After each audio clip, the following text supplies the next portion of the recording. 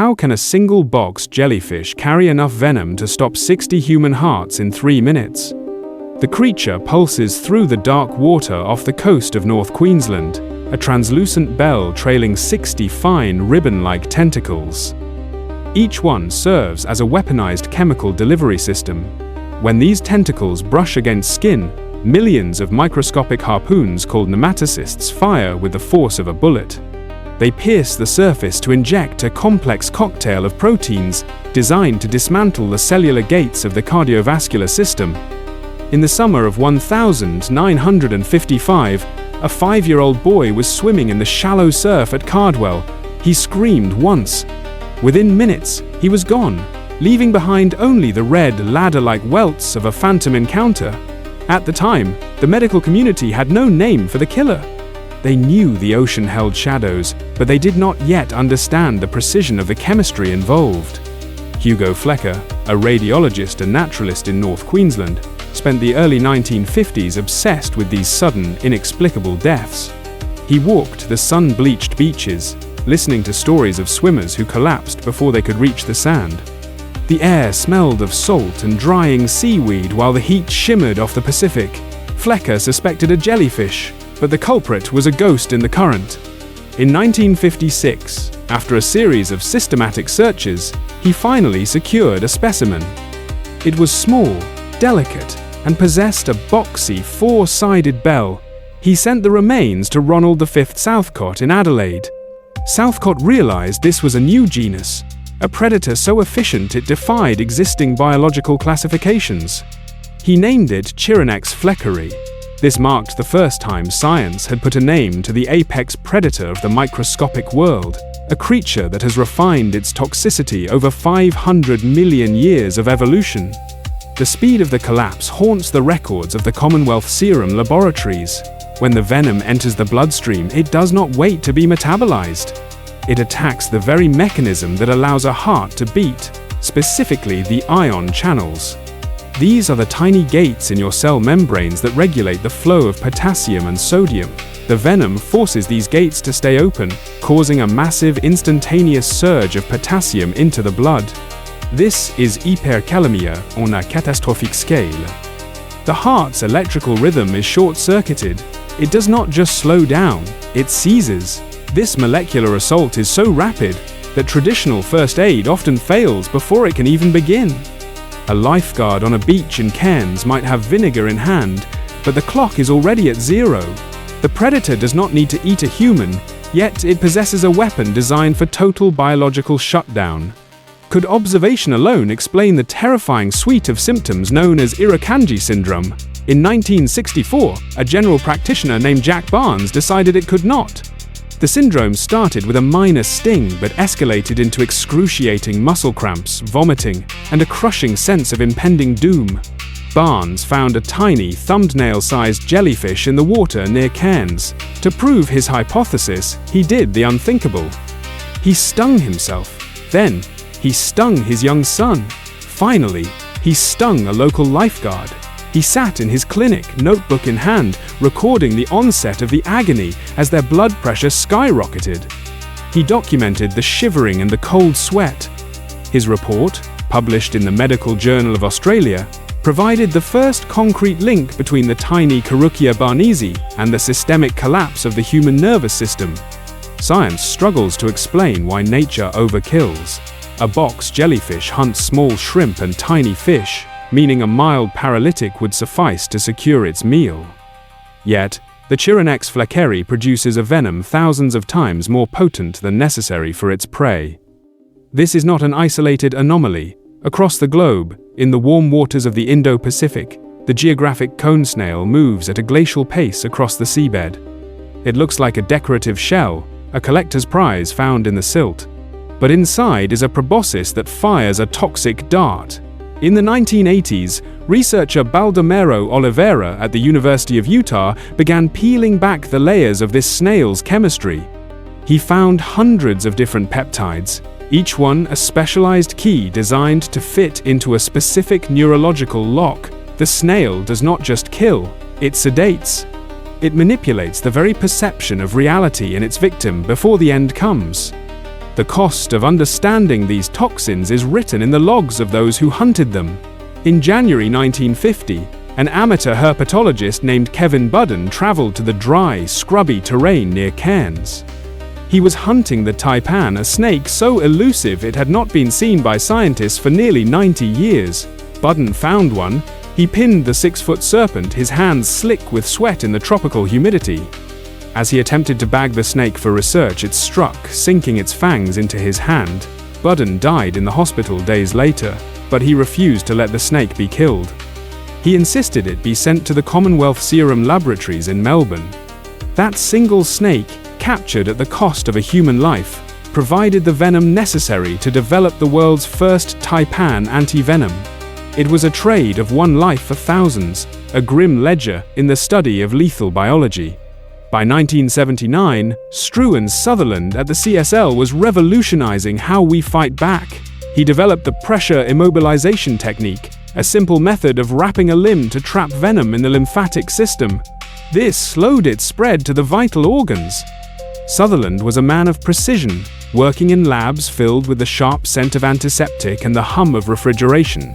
He knew that venom is not just a poison, but a complex information packet. It tells the body to stop functioning. It tells the blood to clot, or the nerves to fire until they burn out. His work on the Sydney funnel web spider led to an antivenom that ended a century of fatalities. Even with these breakthroughs, the core mystery remains. We are learning how to stop the death, but we are only just beginning to understand how these animals evolved such sophisticated chemical intelligence. The deeper we look, the more the index reveals that venom is not just a tool for hunting, it is a language of molecular mimicry. Some creatures do not use pain as a deterrent, opting instead for something far more insidious. They use the body's own survival mechanisms against itself.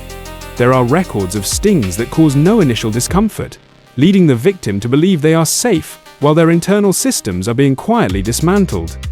A diver in the Philippines once reported feeling a slight prick on his finger while handling a shell. He continued his dive, feeling unusually calm, even peaceful. 20 minutes later, his lungs stopped moving. He was not in pain, he was simply turning off. This is the ultimate efficiency of natural selection, a weapon so perfect the victim doesn't even know they are under attack until the 3-minute window has closed. We are now tracking a specific chemical signature that challenges everything we know about predatory behavior. The upcoming files identify a biological key, a specialized compound discovered in a common but misunderstood marine species. This creature does not kill by triggering a flight response or causing agony. Instead, it produces a substance that mimics a life-sustaining hormone, tricking the victim's own biology into a state of total, irreversible shutdown. It is a nirvana state, a chemical deception that allows the predator to feed on prey that is still technically alive but entirely incapable of resistance. The discovery of this hormone mimicry was documented in a series of papers from the University of Utah. The implications for human medicine are as profound as they are terrifying.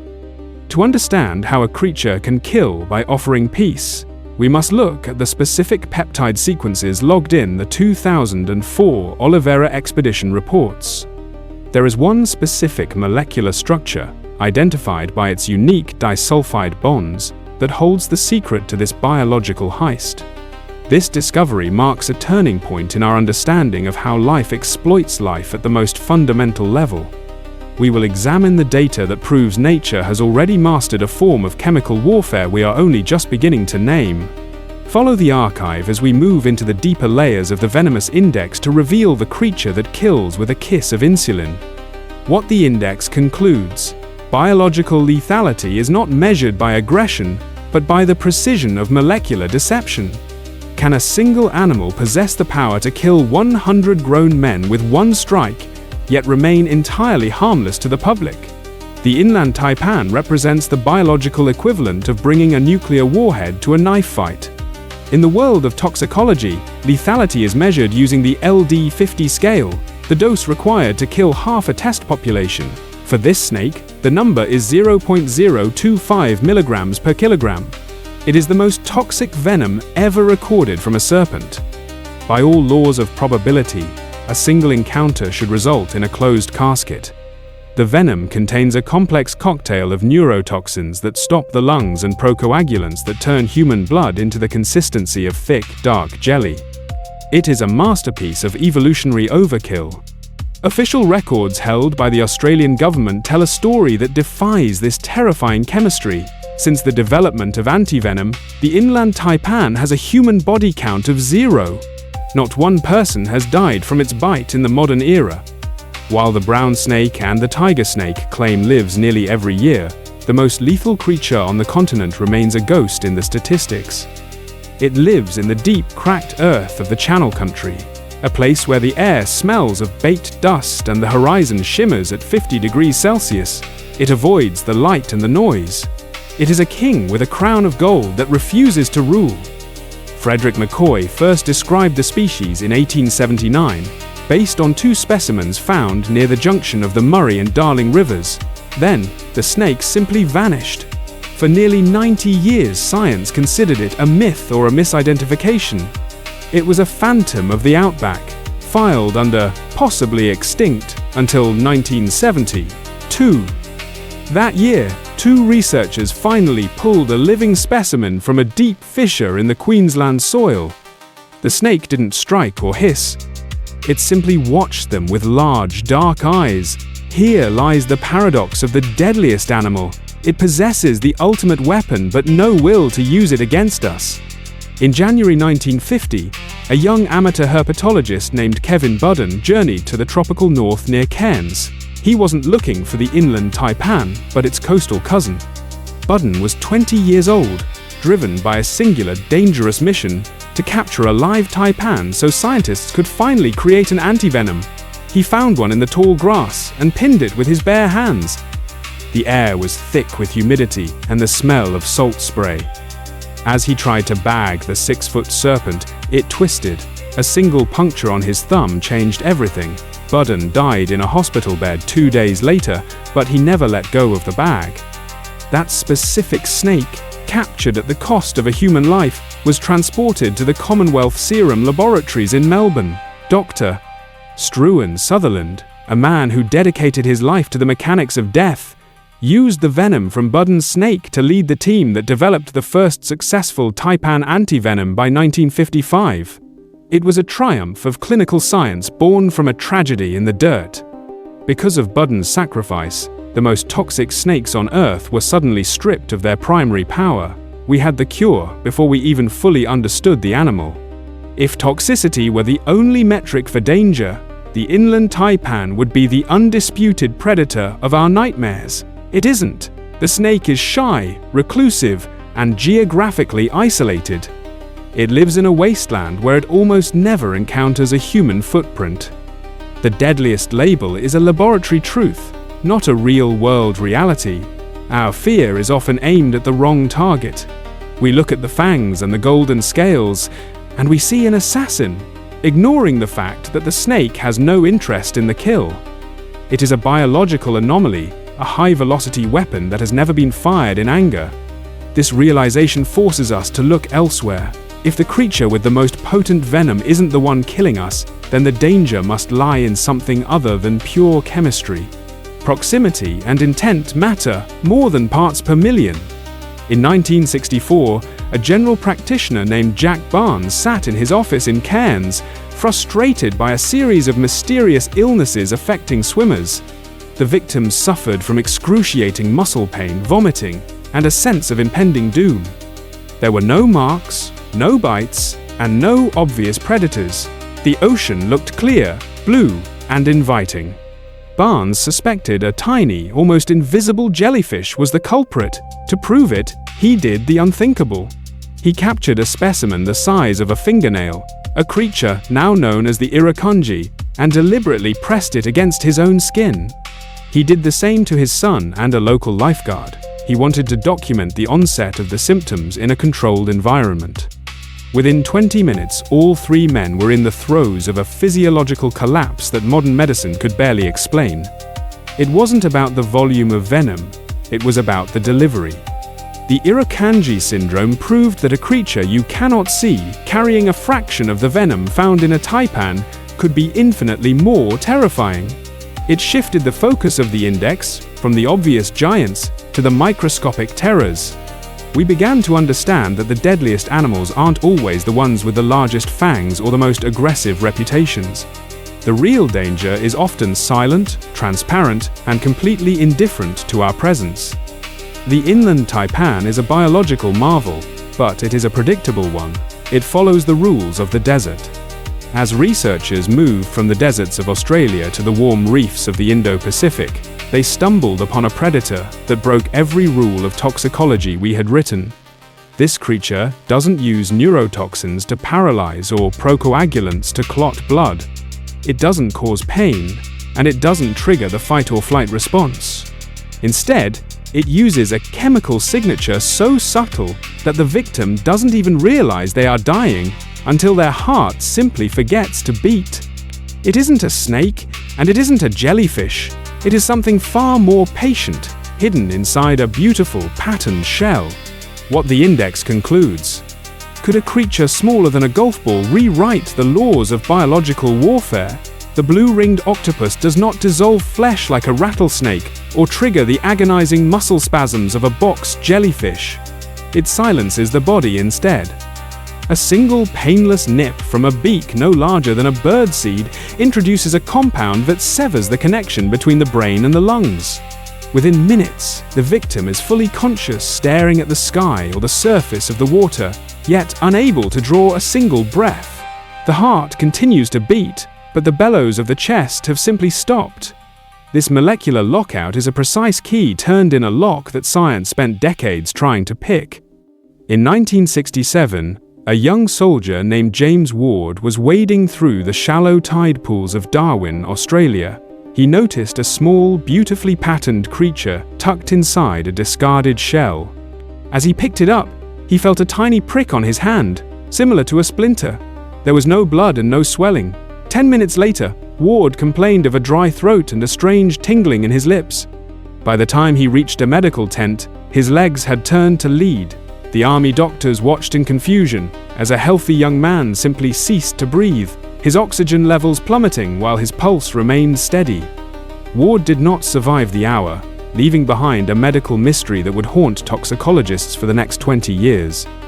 The culprit was not a complex protein like the ones found in land-based vipers. It was a tiny non-protein molecule called tetrodotoxin, or TTX. For years, researchers at the Commonwealth Serum Laboratories in Melbourne struggled to understand how a mollusk could possess a neurotoxin 10,000 times more lethal than cyanide. When they finally mapped the molecular structure, they found something impossible. TTX is a sodium channel blocker. It acts like a cork shoved into a bottle, physically plugging the microscopic gates that allow electrical signals to travel through nerves. When those gates are plugged, the message to inhale never reaches the diaphragm. The hardware is perfect, but the software has been deleted. A new anomaly emerged in the 1980s when marine biologists began looking at the octopus's own genome. They searched for the blueprints to manufacture tetrodotoxin, but the cabinet was empty. The blue-ringed octopus does not actually have the genetic instructions to create its own venom. This revelation sent a shockwave through the Australian scientific community. If the animal wasn't making the toxin, where was it coming from? The answer was found in the salivary glands, teeming with a specific strain of Alteromonas bacteria. The octopus isn't a venomous animal in the traditional sense.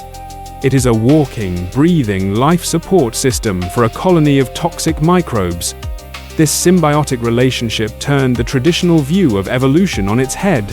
The bacteria get a safe, warm environment and a steady supply of nutrients, while the octopus gets the most efficient killing tool in the ocean. It is a biological partnership that predates human civilization by millions of years. However, this raised a new, more terrifying question for researchers like Struan Sutherland. If the toxin is produced by bacteria, why doesn't it kill the octopus itself? The octopus's own sodium channels should be just as vulnerable to the cork as a human's. Yet the octopus swims through a cloud of its own lethality. completely immune to the silence it carries in its beak? To find the answer, scientists had to look at the very shape of the octopus's nerves. Through rigorous sequencing, they discovered a single, minute mutation in the octopus's DNA. A specific amino acid in the sodium channel had been swapped out, changing the shape of the lock just enough so that the bacterial key no longer fit. It was a masterclass in evolutionary defense. The octopus had essentially rewired its entire nervous system to accommodate its deadly guests. This discovery in the late 1990s suggested that venom isn't just a weapon. It is a driver of radical, systemic change within the anatomy of the predator itself. While the blue-ringed octopus used bacteria to solve the problem of lethality, other creatures were taking a much more direct, chemical approach. In the mid-1980s, Baldomero Oliveira at the University of Utah began investigating the venom of predatory sea snails. He found that while the octopus used one big hammer tetrodotoxin to shut down the system, the snails were using a surgical kit. They produced hundreds of tiny peptides called toxins. Each peptide was designed to target a different, specific part of the nervous system. Some caused tremors, others caused sleepiness, and some acted as local anesthetics so the prey wouldn't even feel the attack. Oliveira's research revealed that these snails were biological chemists, synthesizing compounds that pharmaceutical companies would spend billions trying to replicate. One specific snail, the magician's cone, produced a venom that was so effective at blocking pain signals that it eventually became the basis for a modern drug called ziconotide. This drug is 1,000 times more powerful than morphine, yet it carries none of the addictive properties. It was a breakthrough that proved the deadly label we give these animals is a matter of perspective. To us, it is a poison. To the snail, it is a highly calibrated tool for survival.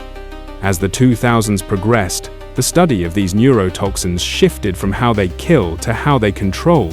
Researchers began to notice a pattern in the way certain marine predators hunted. It wasn't always about a quick kill. Sometimes it was about manipulation. If you can control the nervous system, you don't need to struggle with your prey. You can simply tell the prey's brain that it is safe, or that it is tired, or that it no longer needs to run. This led to a disturbing realization. Some venoms weren't designed to stop the heart at all. They were designed to change the victim's reality. This brings us to a documented event off the coast of the Philippines in 2014. Divers observed a large fish drifting toward a geographic cone snail. The fish didn't flee or struggle. It drifted into the snail's reach as if it were in a trance, its fins moving slowly, its gills pumping with a calm, rhythmic, steady beat. It looked as though the fish had simply lost the will to live, or had found something it wanted more than survival. The snail didn't use a neurotoxin to paralyze the fish's muscles. It used something far more subtle, a chemical that hit the metabolic system with the force of a freight train. What if the deadliest weapon in the ocean isn't the one that causes pain, but the one that makes the victim welcome the end? What the index concludes: the blue-ringed octopus and the cone snail prove that venom is not a blunt instrument of trauma, but a sophisticated. Why has the process for creating a single vial of antivenom remained virtually unchanged since the 1890s? We do not manufacture these cures in sterile chemical vats or through synthetic molecular assembly. Instead, we rely on a living factory. A horse stands in a quiet paddock, its blood carrying the only defense humanity has against the most sophisticated chemical weapons in the natural world. In 1955, the Commonwealth Serum Laboratories in Melbourne released the first Tapan antivenom.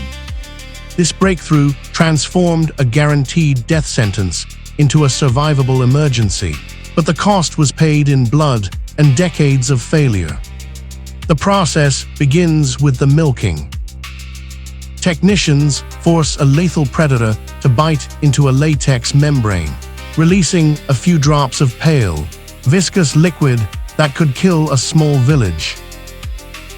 Stuart Sutherland sat in his lab at the CSL in the late 1970s, surrounded by the smell of antiseptic and the low hum of industrial refrigerators. He knew the math was brutal. To create the cure, technicians must inject a living animal with sublethal doses of the very toxin meant to kill it. The horse's immune system reacts by identifying the foreign proteins and churning out millions of specialized antibodies to neutralize them. Over several months, the dosage is slowly increased. This forces the animal's biology to adapt to a level of toxicity that would liquefy human organs. It is a slow, methodical titration of death. The horse remains healthy because its large body mass absorbs the shock, but its blood becomes a literal gold mine of defensive proteins. Once the animal's antibody count peaks, veterinarians draw several liters of blood. The red cells are returned to the horse, while the clear, straw-colored plasma is harvested. This plasma is then processed, refined, and bottled. In 1981, when Sutherland finally perfected the antivenom for the Sydney funnel web spider, it was the culmination of years of this biological harvesting. Before this, a bite from a funnel web meant a slow, agonizing death by pulmonary edema and cardiac failure within 2 hours. The antivenom changed the timeline, but it also highlighted a terrifying limitation. The cure is species-specific. If you are bitten by a creature the index hasn't cataloged or a horse hasn't survived, the medical world has nothing for you but palliative care. The logistics of this living factory model are staggering. A single gram of certain snake venoms can cost $4,000 to produce, but the antivenom is even more precious. It requires a constant rotation of donor animals, specialized refrigeration, and a global supply chain that is remarkably fragile. In the remote regions of Queensland's Channel Country, where the inland taipan was rediscovered in 1972, the distance to the nearest vial of CSL antivenom can be hundreds of miles. The venom of the taipan is a complex cocktail of neurotoxins, procoagulants, and myotoxins. The horse's immune system is pushed to its absolute limit just to produce a viable batch. What happens when the venom is so volatile that the factory breaks? There are creatures in the deep index whose toxins are not just deadly, but biologically invisible to mammalian immune systems. In 1950, a young amateur herpetologist named Kevin Budden achieved what many thought was impossible. He captured a live taipan near Cairns, pinning the thrashing 6-foot serpent with his bare hands. He wanted to provide the venom necessary to start the antivenom program. During the struggle, the snake struck his finger. Budden died in a hospital bed 5 days later, but the snake he caught lived on in a lab, providing the baseline samples that saved thousands of lives. His sacrifice highlighted the central paradox of toxicology. To save a human, something else must first survive the poison. There is a specific threshold in biochemistry called the LD50, which is the dose required to kill half of a tested population. For the inland taipan, that number is 0.25 milligrams per kilogram. It is a terrifyingly small amount. However, when researchers like Brian Fry began looking at the evolution of these toxins in the 2000s, they discovered that some venoms don't just kill. They rewrite the rules of the game. Some toxins are so small that the horse's immune system doesn't even see them as a threat. They slip past the antibodies like ghosts through a wall. This is why we still have no effective antivenom for many species of cone snails and certain small jellyfish. The factory cannot build a shield against a weapon it cannot detect. Consider the case of the Urukandji jellyfish. In 1964, Dr. Jack Barnes was so frustrated by the lack of evidence regarding a mysterious illness in North Queensland that he performed a radical experiment. He captured a tiny, thumbnail-sized jellyfish and deliberately stung himself, his young son, and a local lifeguard. He wanted to prove that this specific creature caused the Irukandji syndrome. This condition involves excruciating muscle pain, vomiting, and a psychological sense of impending doom. They all survived, but the experiment proved that the venom was doing something unprecedented. It wasn't just attacking cells, it was hijacking the entire sympathetic nervous system. The medical cost of these toxins is measured in biological complexity.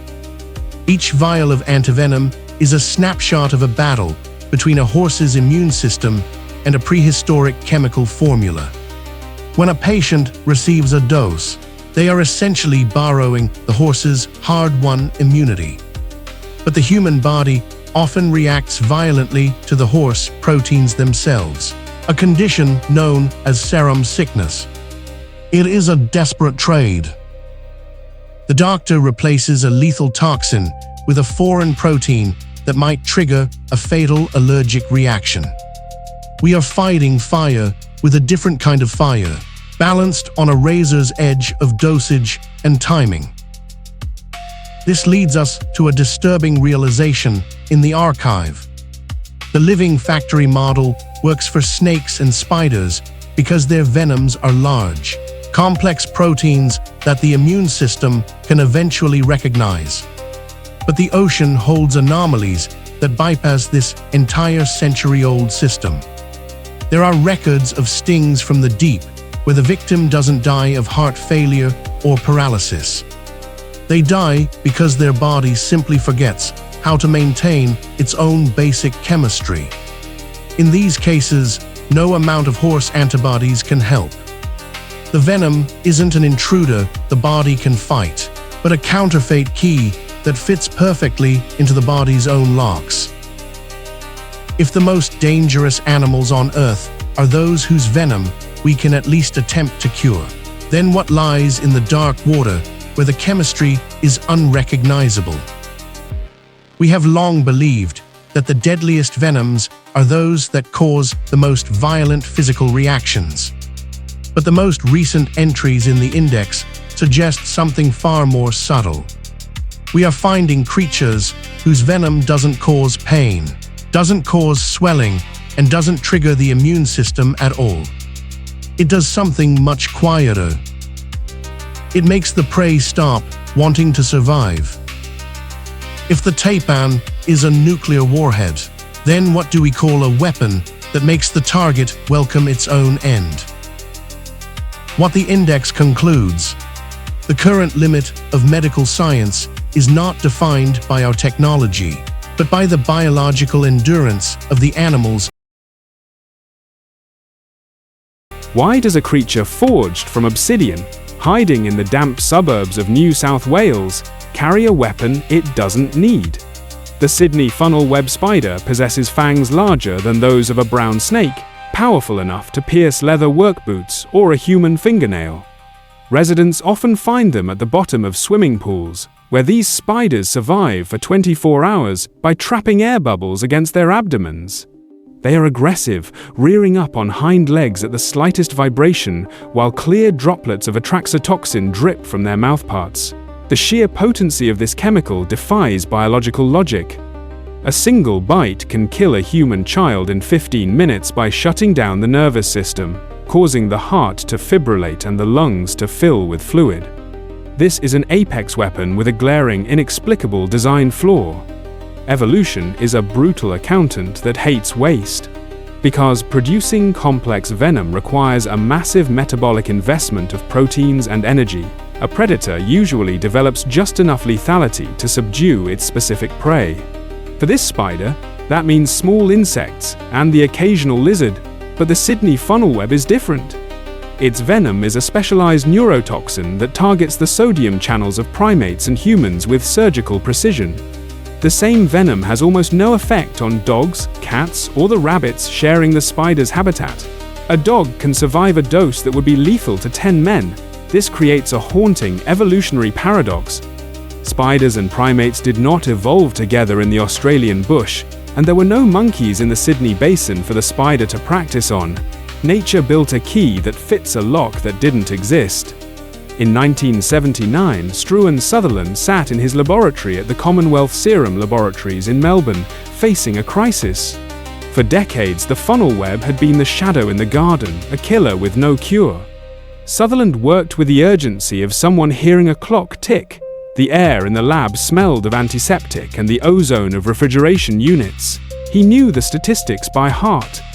Between 1927 and 1980, 13 people had died agonizing deaths from funnel web bites. The toxin dismantled the body's ability to communicate with itself. Sutherland spent years trying to isolate the specific protein responsible for this primate-specific lethality. He was trying to decode a biological accident. The breakthrough came when Sutherland's team realized the venom wasn't meant for us. The culprit was a small, highly mobile peptide called delta-hexatoxin. During the summer months, male funnel webs leave their burrows to search for mates and often wander into human homes. These males carry a version of the toxin 5 times more lethal than the females. Biologically, this makes no sense for hunting since you do not need to kill a beetle 5 times over. Sutherland's research suggested this hyperlethality was a chemical coincidence. A defense mechanism against an unknown ancient predator happened to align perfectly with the human nervous system. But what kind of predator requires a neurotoxin this fast?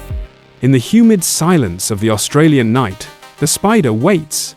Its web is a tripwire funnel hidden under logs or rocks.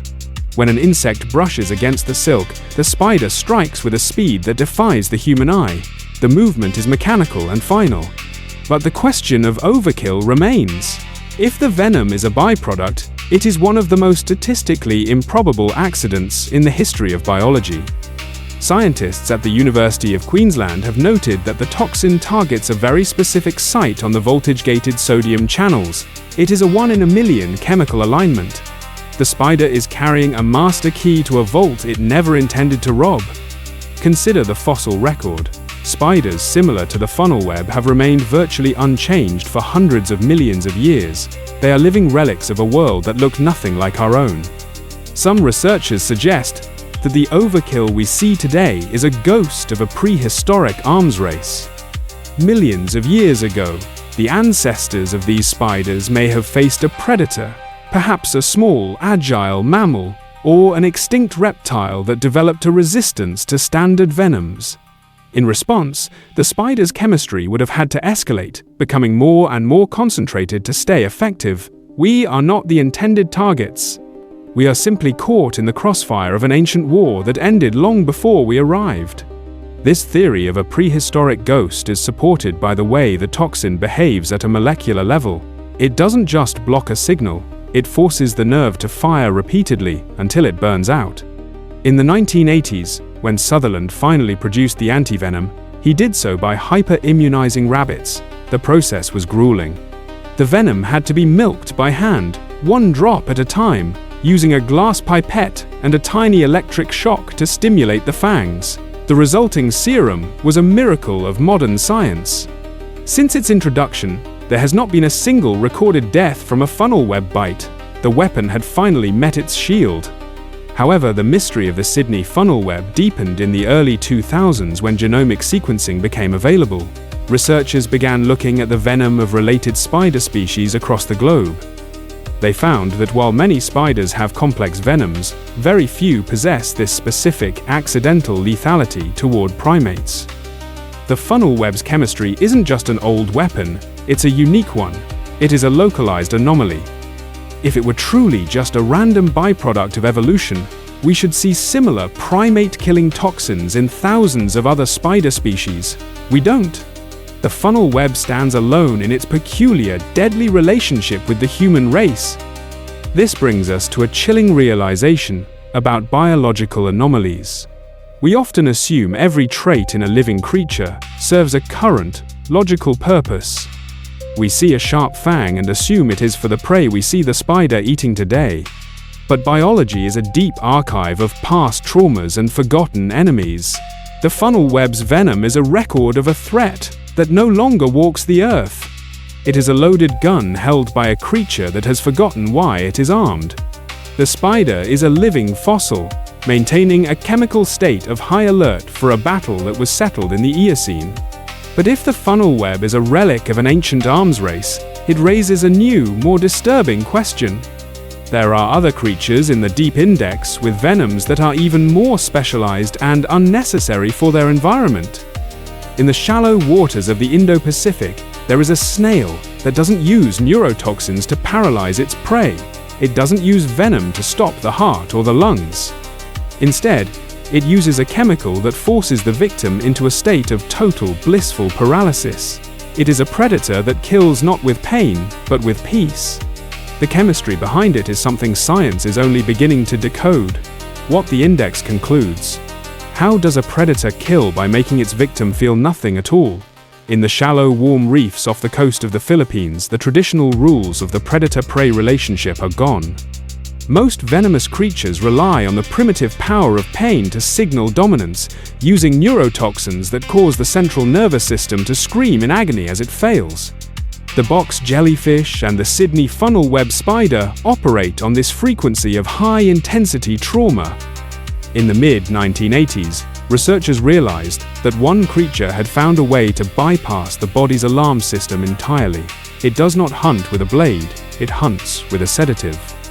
Baldomero Oliveira, a molecular biologist at the University of Utah, spent years cataloging the complex chemical cocktails found within the genus Conus. He focused specifically on Conus geographus, a creature that appears to be little more than a beautifully patterned, slow-moving shell.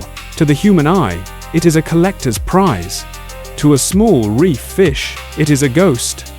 Oliveira's research, published throughout the late 80s and early 90s, revealed that this snail does not use the standard harpoon and struggle method of its cousins.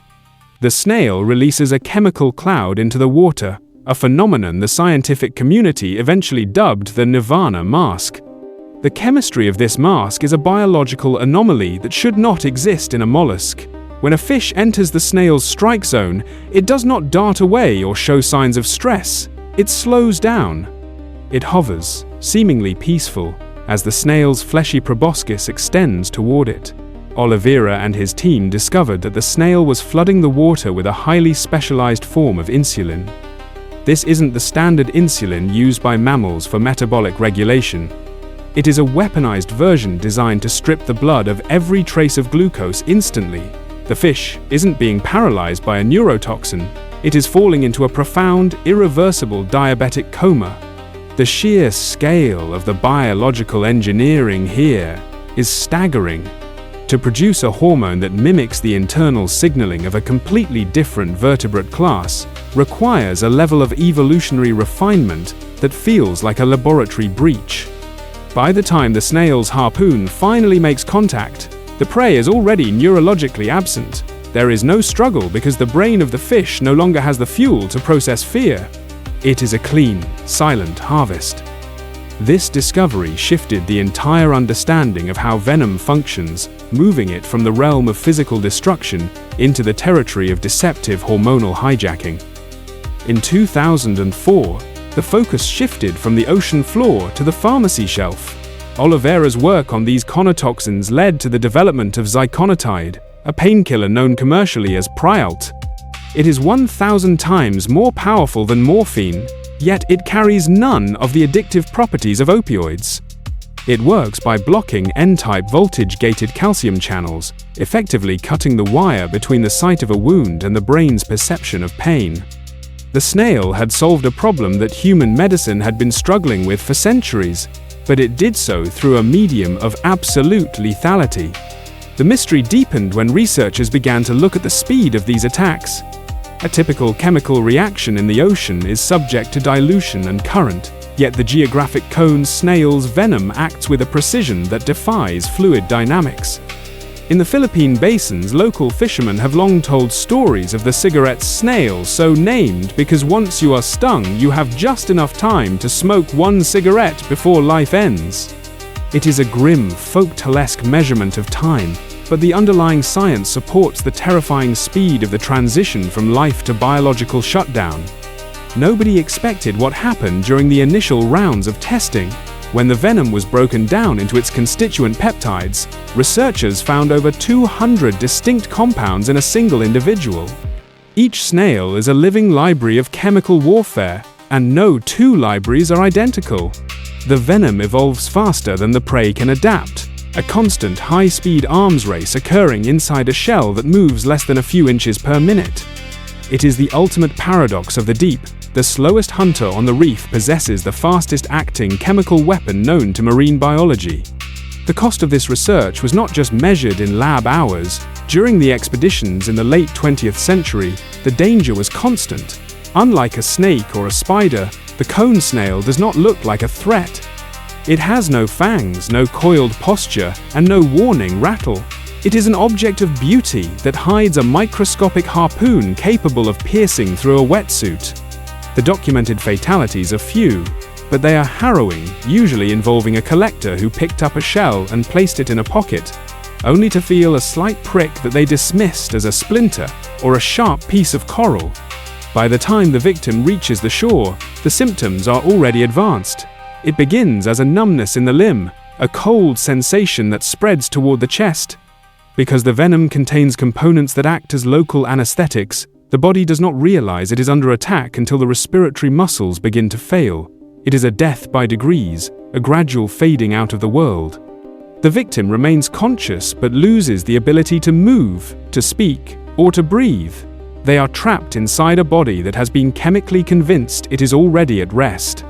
The geographic cone snail represents the darkest twist in the index, a predator that has mastered the art of the peaceful kill.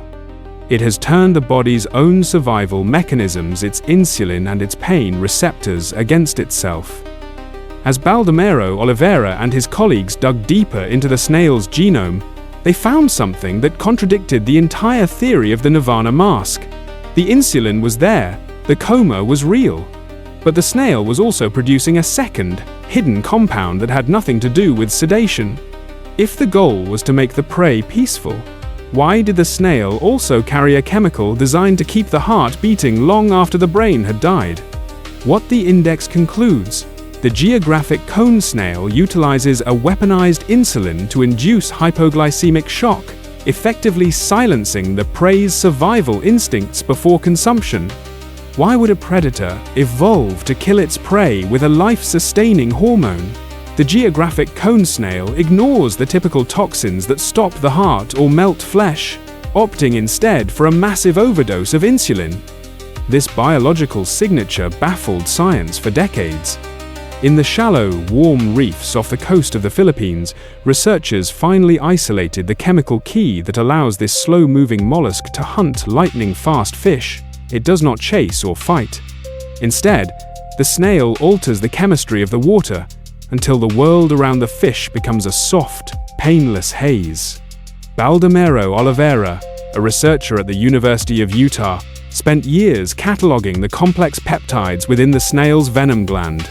Even he was stunned by the elegance of this weapon, a specialized form of insulin that triggers immediate hypoglycemic shock.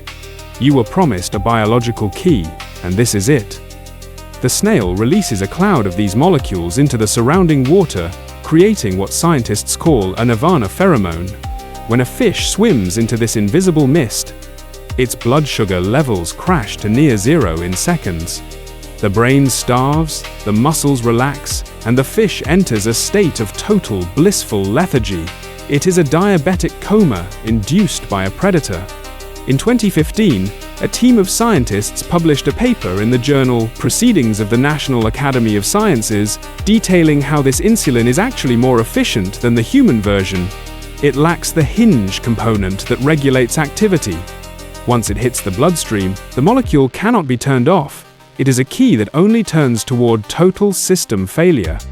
The scene on the reef floor is eerily quiet. A grouper or a goby drifts toward the snail, sensing no danger, no pain, and no predatory intent.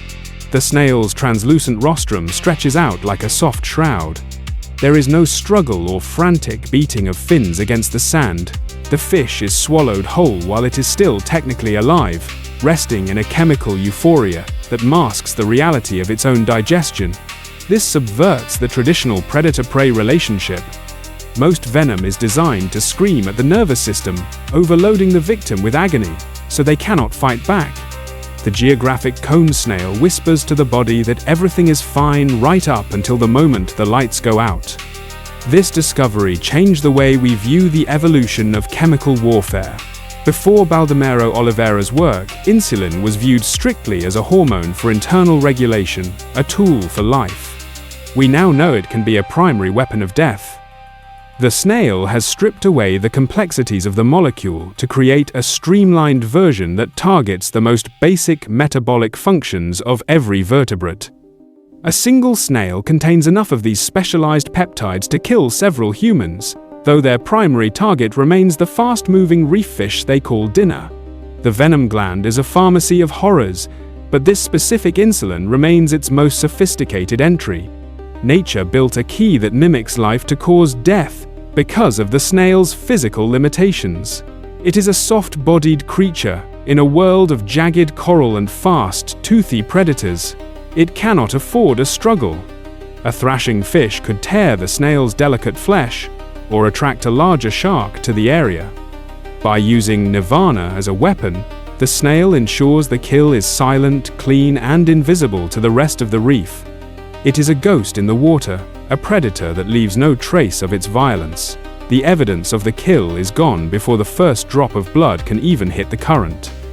The implications for human medicine are just beginning to be understood. By studying how the snail's insulin acts so rapidly and without regulation, researchers are looking for ways to create faster-acting treatments for human diabetics. We are learning how to heal by studying how this creature kills. It is a strange, circular irony. The very chemical that allows a snail to feast on a paralyzed fish in the Pacific may one day sit in a sterilized vial in a modern hospital to save lives.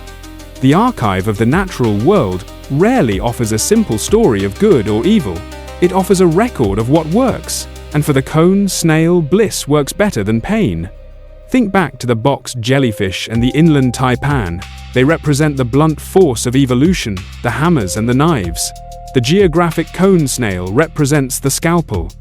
It is the only creature on Earth documented to use a metabolic hormone as a primary hunting tool.